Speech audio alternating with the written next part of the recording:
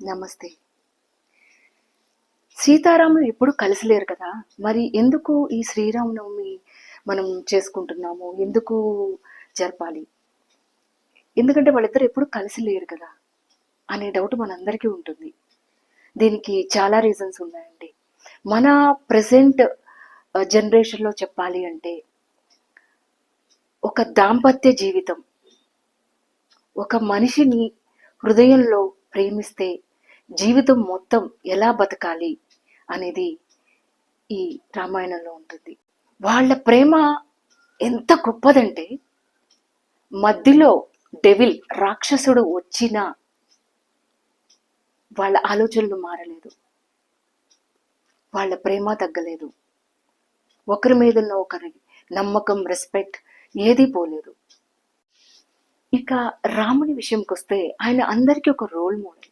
అంటే ఆయన ధర్మం, శాంతి, భక్తి, స్నేహం వీటికి మాత్రం చాలా వాల్యూ ఇస్తారన్నమాట. అంటే వీటన్నిటిని కలిపి ఒక అయోధ్య రాజ్యాన్ని ఎలా పాలించారు అనేది మనకి రామాయణంలో తెలుస్తుంది. అసలు ప్రేమ, పెళ్ళి అంటే చాలా క్లారిటీ వస్తుంది. మీకు తెలుసా, సీత దూరమైనప్పుడు రాముడు చాలా డిప్రెషన్కి వెళ్ళాడు.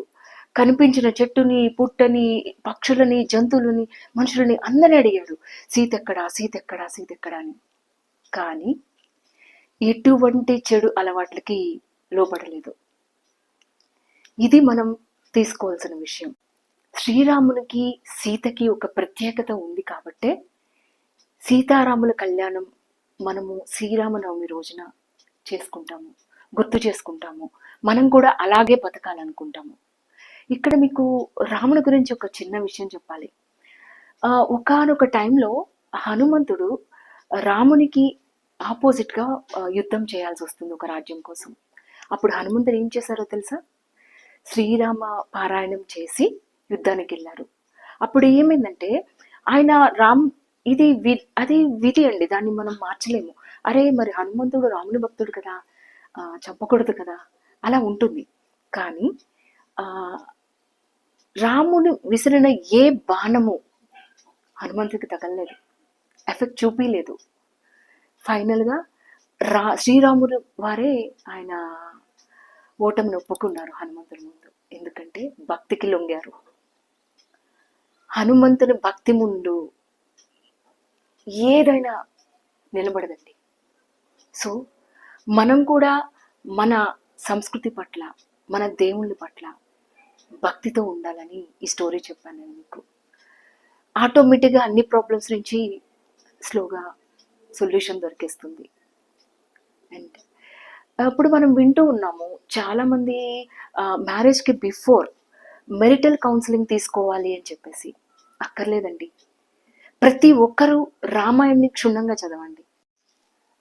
పేరుకి వాళ్ళు కలిసి లేరు, అంటే మనం చూసిన విన్న స్టోరీస్లో వాళ్ళు కలిసి లేరు, కానీ హృదయంలో కడదాకా కలిసే ఉన్నారు వాళ్ళు. ఇప్పటికీ మనం అదిలో ప్రతి సంవత్సరం మనం సీతారామ కళ్యాణం చేసుకుంటాం. ప్రతి ఒక్కళ్ళు రామాయణాన్ని ఫాలో అయితే, క్లియర్గా తెలుసుకోగలిగితే, నేర్చుకోగలిగితే దాంపత్య జీవితంలో ఎలా ఉండాలి, నిజ జీవితంలో ఎలా ఉండాలి, ఒక హీరోలాగా రామునిలాగా ఎలా బతకాలి మనకు తెలిసిపోతుంది. క్లారిటీ వచ్చేస్తుంది లైఫ్ మీద. So happy Sri Rama Navami.